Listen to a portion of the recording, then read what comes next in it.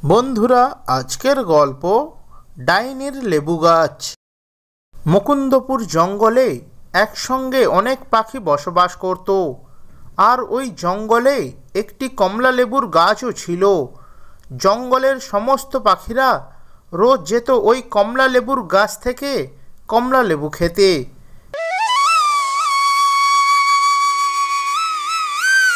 এমনই একদিন হঠাৎ করে ওই কমলা লেবুর গাছের কাছে একটি ভয়ানক ডাইনি চলে আসে। ডাইনিটা এসে ওই কমলা লেবুর গাছটিকে দেখে বলে, আরে বাহ, এই তো দেখি একটা কমলা লেবুর গাছ। গাছটাতে তো অনেক লেবু ধরে আছে। আমি তো কমলা লেবু খেতে খুবই ভালোবাসি। এখন থেকে আমি এই কমলা লেবু গাছেই থাকবো, আর এখান দিয়ে যেই যাবে আমি তাকে ধরে খেয়ে ফেলব। এই কথা বলে ওই দুষ্টু ডাইনিটা ওই কমলা লেবুর গাছের মধ্যে থাকতে শুরু করে। তারপর থেকে জঙ্গলের কোনো পশু পাখি ওই গাছের কাছে গেলেই ওই ডাইনিটা তাকে ধরে খেয়ে ফেলত। এইভাবে বেশ কিছুদিন কেটে যায়।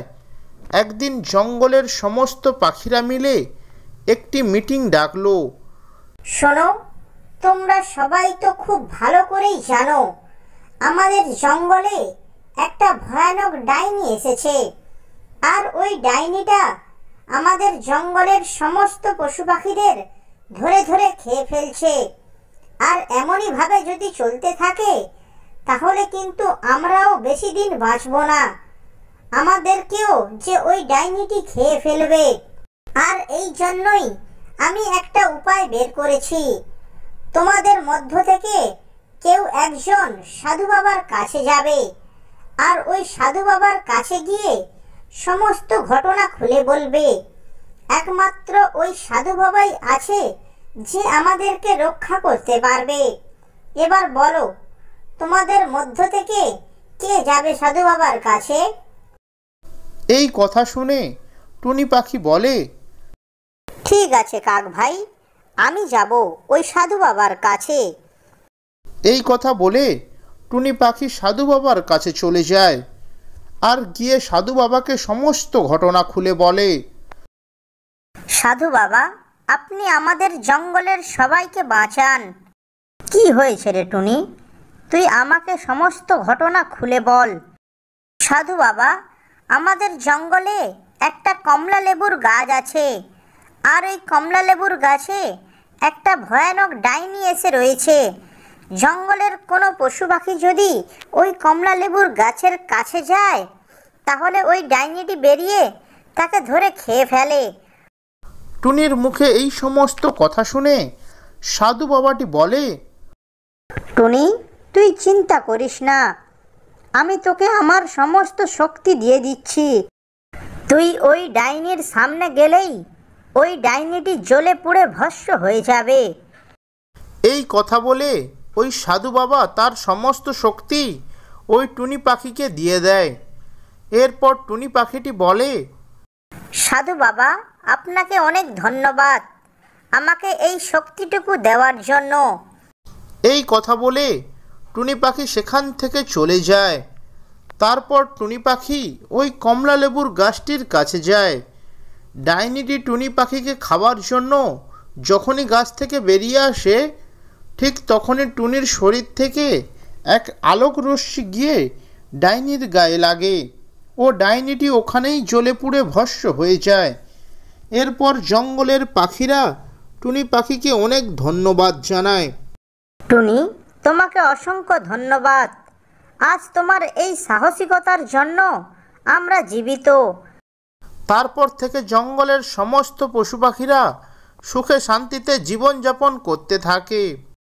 ভিডিওটি যদি ভালো লেগে থাকে তাহলে ভিডিওটিতে একটি লাইক করে চ্যানেলটি সাবস্ক্রাইব করবেন। ধন্যবাদ। একদিন একটি টুনি পাখি জঙ্গলের মধ্য দিয়ে উড়ে যাচ্ছিল। হঠাৎ সে কারোর কান্নার আওয়াজ শুনতে পায়। কৌতূহলী হয়ে টুনি পাখি আওয়াজের দিকে উড়ে গেল। সে দেখল একটি ছোট্ট খরগোশ গাছের নিচে বসে কাঁদছে। টুনি পাখি কাছে গিয়ে বলল, তুমি কাঁদছো কেন? টুনির কথা শুনে খরগোশ ছানাটি কান্না জড়িত কণ্ঠে বলল, আমি আমার মা বাবার কাছ থেকে হারিয়ে গেছি। আমি বাড়ি ফিরে যেতে চাই, কিন্তু কোন পথ দিয়ে যাব তা বুঝতে পারছি না।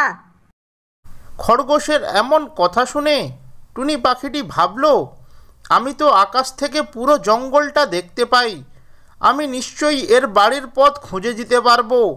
সে খরগোশকে সান্ত্বনা দিয়ে বলল, তুমি চিন্তা করো না, আমি তোমাকে তোমার বাড়ি খুঁজে পেতে সাহায্য করব। তারপর টুনি পাখি উঁচুতে উঠে উড়তে লাগলো এবং চারিদিকে দেখতে লাগলো। কিছুক্ষণ পর সে দূরে একটা খরগোশের গর্ত দেখতে পেল।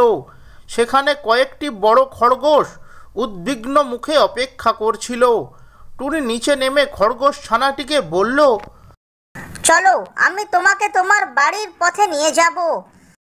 খরগোশ খুশি হয়ে টুনি পাখির সঙ্গে চলতে লাগলো।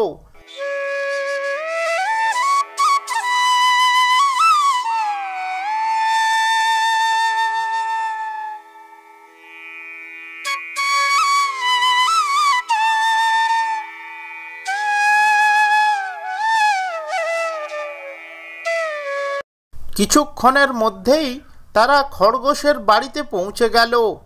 মা বাবাকে দেখে খরগোশ ছানাটি আনন্দে ঝাঁপিয়ে পড়ল আর তারা টুনি পাখিকে কৃতজ্ঞতা জানালো। টুনি খুশি মনে আবার জঙ্গলের দিকে উড়ে গেল, কারণ সে জানতো সে আজ একটা ভালো কাজ করেছে।